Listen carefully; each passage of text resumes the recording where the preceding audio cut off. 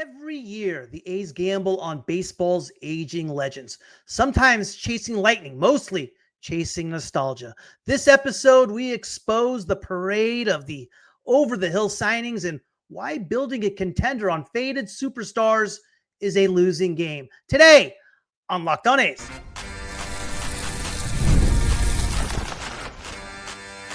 You are Locked On A's, your daily podcast on the Athletics. Part of the Locked On Podcast Network. Your team every day.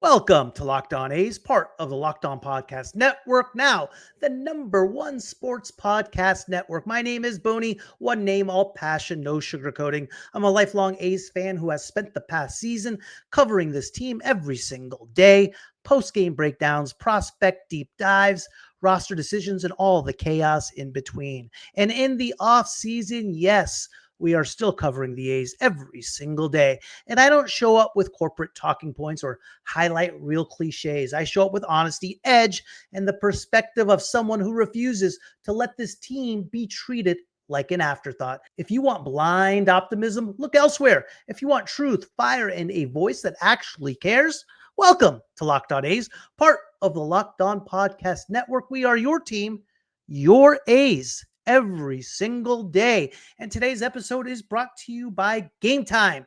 Download the Game Time app, create an account, and use code LOCKEDONMLB for $20 off your first purchase. Today's show kicks off with a stroll. No, more like a shuffle down memory lane. And not the cute kind of shuffle either. We're talking about the kind of shuffle you see when Uncle Larry forgets his knees were made in the late 70s. Yes, it's time to revisit the A's ongoing romance with ball players old enough to have watched their own rookie cards become vintage collectibles. We begin in 2006 when Frank Thomas rolled into town at 38, looking like he just pulled his bat out of a cryogenic freezer. The big hurt didn't just hit, he dragged an entire offense into October, and that one-year romance gave the front office the worst possible idea. Hey, what if we keep signing dudes who need to stretch for 12 minutes just to tie their shoes? From there came the parade. Piazza, age 38, getting $8.5 million to rehab a shoulder that actually had structural integrity of wet cardboard. Frank Thomas again in 08, new 40 and running like a refrigerator being pushed uphill. Then 2009 gave us the reunion tour nobody asked for. Giambi hitting under 200 and Nomar Garciaparra giving us the greatest hit album ever made entirely of soft singles and nostalgia. This segment lays the groundwork for the A's habit that will not die, believing that if you sprinkle a little magic dust on yesterday's legends, somehow tomorrow becomes brighter. Spoiler alert, it rarely works. Segment 2 takes us into the 2010s when the A's apparently decided the retirement home had unlimited parking and kept bringing in names well past their Hollywood years. First came Hideki Matsui in 2011, a global superstar, an icon, and at that point, a perfectly average designated hitter with the exit velocity of a tired uncle playing Pepper. Then came Bartolo Colon, the absolute king of defying biology. When he arrived at 39, he looked like a guy who had just eaten a pitcher.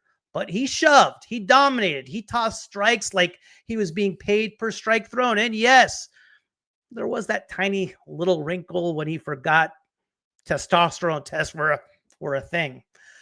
But the man bounced back at 40, made the All-Star team, and became the unlikely anchor of a division winner. This segment dives into the weirdest era of them all, the one where the A's rolled the dice on aging giants and somehow won a few bets. But even when the gamble hit, it didn't build anything lasting. It built memories, not momentum. And memories don't win divisions unless Bartolo is involved. Then maybe, just maybe. Segment 3 brings us to the modern day when the Las Vegas-bound A's apparently said, you know what this 110 loss roster needs? Two guys who peaked during the Obama administration. So they added Alex Wood, and Ross Stripling in 2024, and the results were a masterclass in why veteran leadership doesn't mean much when the fastball's down 3 ticks and the ERA is up 2 full runs. Wood imploded on opening day, immediately hit the IL, and in the end made fewer starts than a high school senior trying to dodge second period algebra. Stripling, homeboy pitched like he was being paid by the opposing hitters. This last segment brings everything full circle. The A's have spent almost 2 decades signing guys who haven't been in their prime since your old iPhone still had a home button. And every time the team somehow acts shocked that nostalgia doesn't win championship. The truth is simple. The future isn't built by looking backward. It's built by developing talent, not raiding Cooperstown's waiting room. Let's get into it.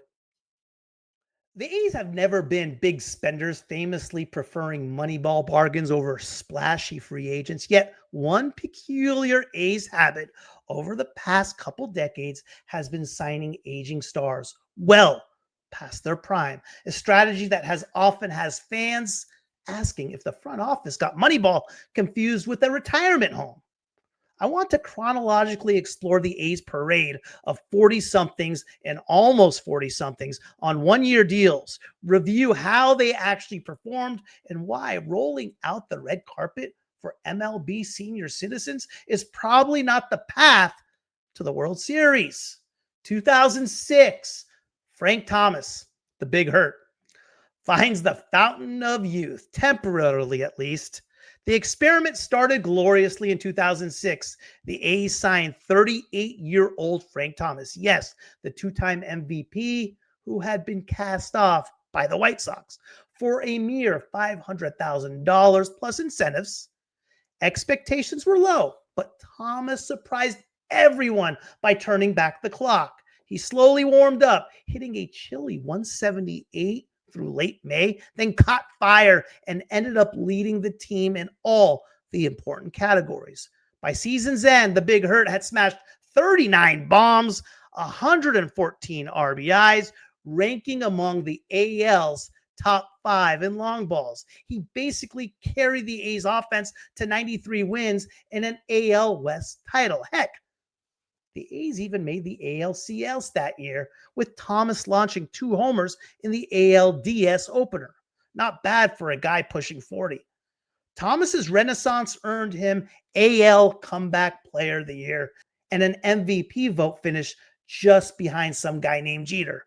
For the A's, it earned him something else: the false confidence that signing over-the-hill sluggers was a winning formula. The A's front office seemingly thought, hey, that was fun.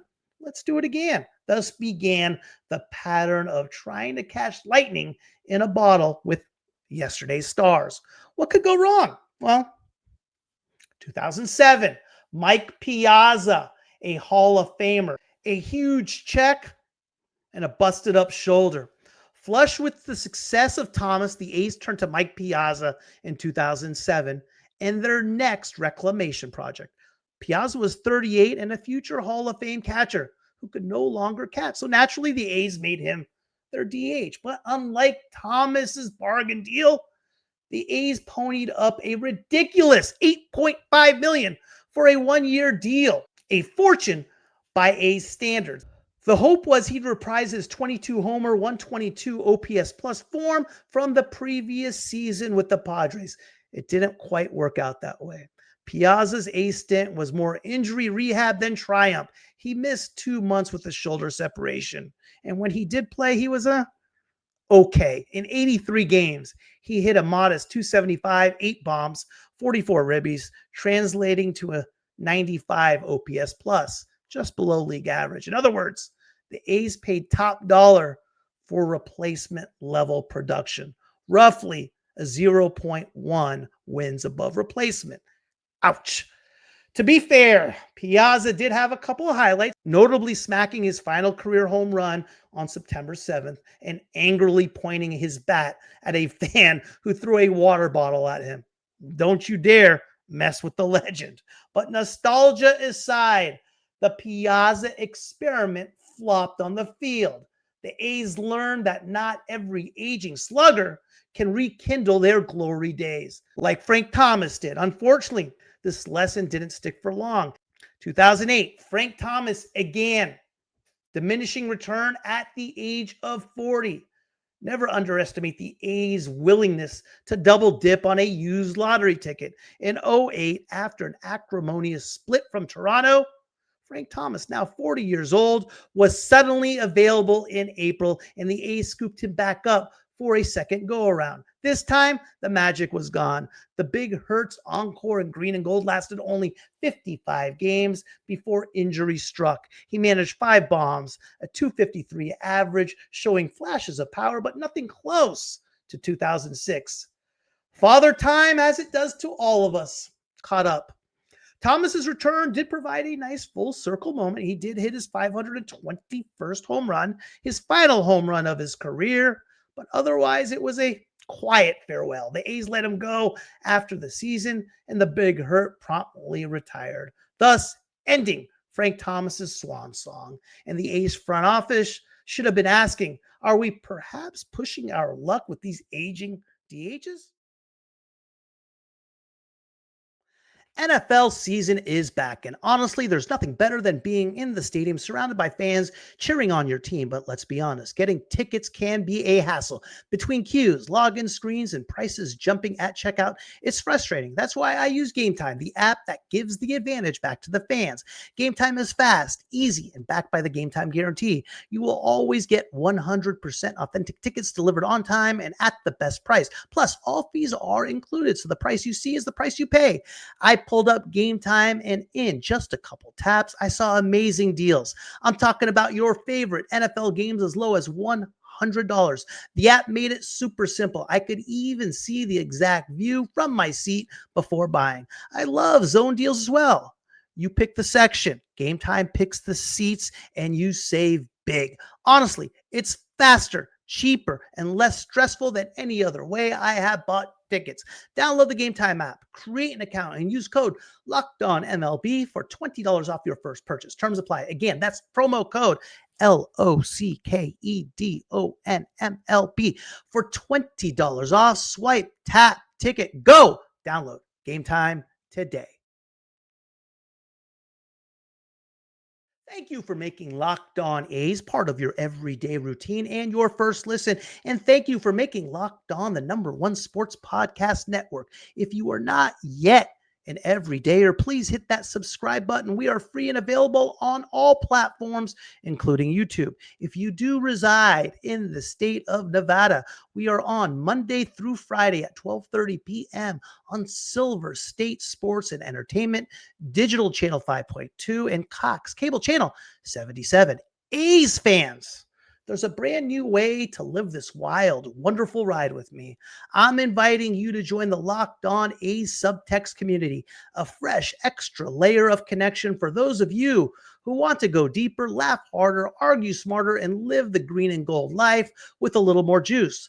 The link is sitting right here in today's show notes on YouTube and wherever you listen to the pod. Tap it and you are in. Here's what makes this thing special. It's you and me, one-on-one. Text conversations about everything from the rookie smashing expectations to trade thoughts, memories, questions, wild predictions, you name it. You get early reactions, behind the scene musings, fan giveaways, thought drops, and all the bonus material that doesn't always make it into the show, but absolutely deserves daylight. This isn't replacing the podcast.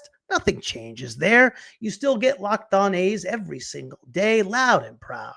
This is simply more for those of you who want more, a tighter circle, a louder voice, a front row pass to the heartbeat of A's Nation. Try it free for 14 days, and if it's your vibe, it's only $4.99 a month after that. If it's not, no hard feelings.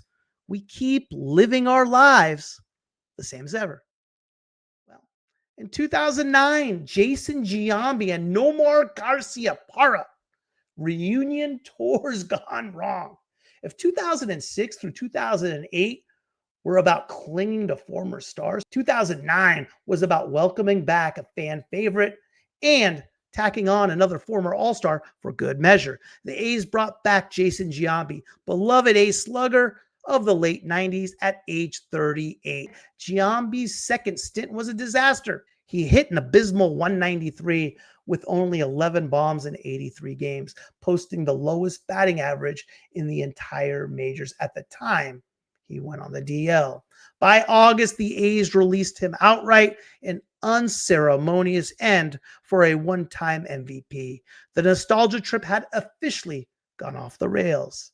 As if one banged-up veteran wasn't enough, the A's also signed Nomar Garciaparra in 2009. Nomar was 35, not as ancient, but with a body as creaky as an old staircase. To his credit, Nomar wasn't terrible in a limited role. He hit 281 and even had a few clutch moments. However, he only played 65 games with a mere 3 home runs and 16 RBIs.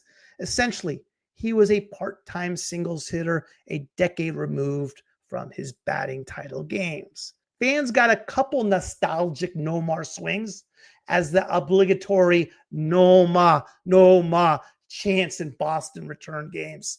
But on the field, he was just keeping first base warm for the next generation. Combining Giambi and Nomar, the A's 2009 strategy might be dubbed Moneyball Retirement Edition. The team got minimal production for their dollars and finished with a losing record. 2 aging former superstars, 2 reminders that you can't build a contender on past glory. At least the jersey sales of Giambi and Garciaparra gave the merchandise folks something to do. About 2011, Hideki Matsui, Godzilla in green and gold. Undeterred by prior mistakes, the A's front office tried yet again in 2011, signing 36-year-old Hideki Matsui, fresh off his World Series MVP heroics with the Yankees in 2009, to be the A's new DH. Matsui, a.k.a.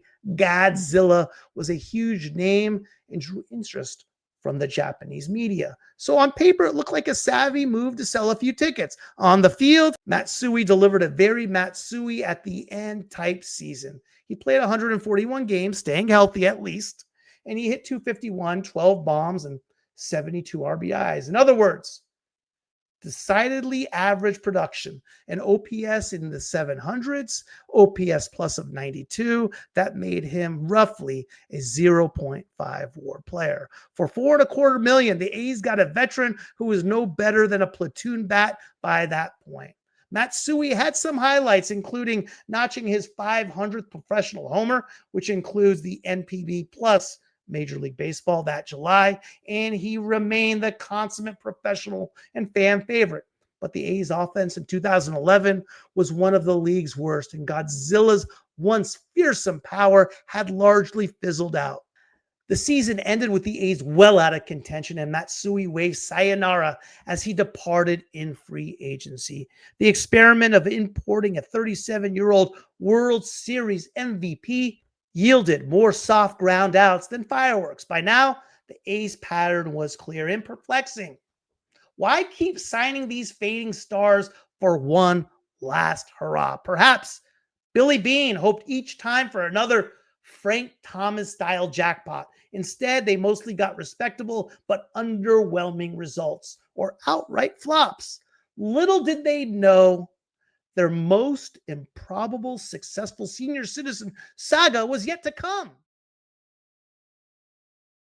The NBA is back, and there's no better place to get in on the action than FanDuel, the official sports betting partner of the NBA. Even if you missed the start of the game or want to ride the hot hand, FanDuel has live bets on everything from who will score next to fourth quarter comebacks.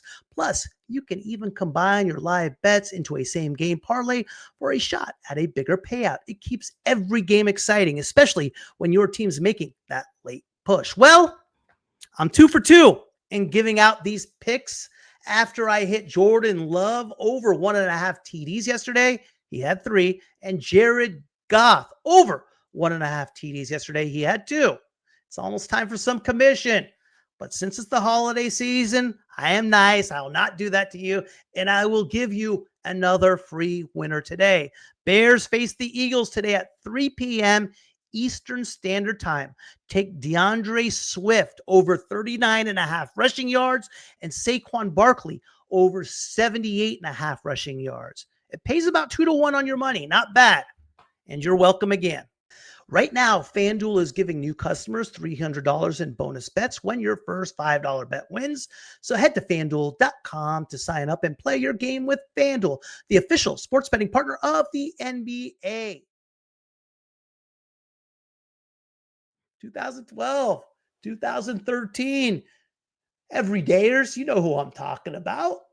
Bartolo Colon, ageless wonder with, maybe a side of PEDs. The poster child for baseball longevity and lovable big guys. When the A's picked up Colon in 2012, he was 39 years old and hadn't been an elite pitcher since, the Bush administration.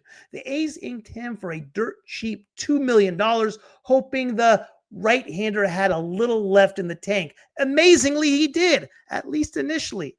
Colon started the 2012 season looking rejuvenated at 3-1 with a 2.64 ERA through April, pounding the strike zone with that heavy fastball. Maybe those stem cell treatments had worked wonders on his shoulder. Of course, the fairy tale hit a snag. Colon slumped in midseason and then got busted for elevated testosterone. In August 2012, MLB suspended him for 50 games for PED use. It was a classic. Of course, the 39-year-old suddenly pitching like he's 29 might be on something moment. You'd think that would end the story, but the A's actually brought Bartolo back in 2013 on another one-year deal worth $3 million. And lo and behold, without the artificial boost, Colon was still darn good.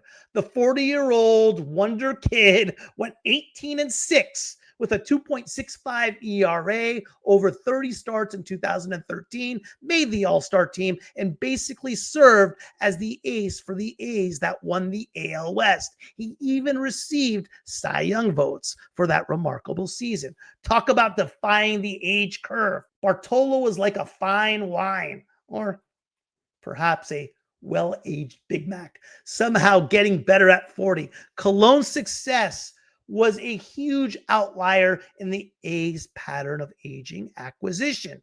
It paid off big with a steroid asterisk on the first half.